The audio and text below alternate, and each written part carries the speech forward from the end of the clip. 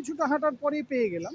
আমি যেহেতু ভিডিও করছি তাই একটু আস্তে হাঁটছি, যাতে মানে শেকিংটা কম হয় এবং আমার পরবর্তীকালে স্টেবিলাইজ করতে সুবিধে হয়।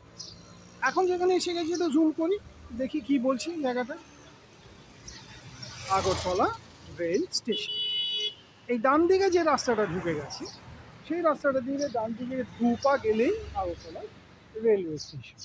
তো গেছি আমি রেল স্টেশনে, আমার পছন্দের জায়গা যেহেতু। এয়ারপোর্ট থেকে নেবে, প্লেন থেকে নেবে আমার হোমস্টেতে এসেই বেরিয়ে গেছিলাম যে আগে স্টেশনে যাবো।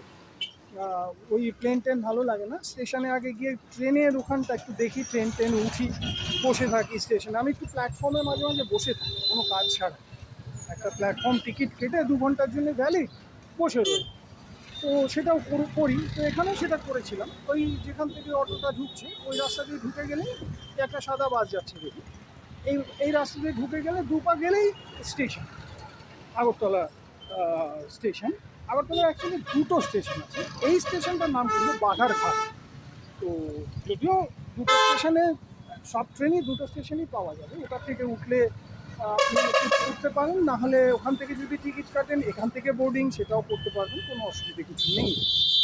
তো এখান থেকে এয়ারপোর্ট 11 পয়েন্ট, এখান থেকে 11 কিলোমিটার দূর এয়ারপোর্ট, জাস্ট 11 কিলোমিটার।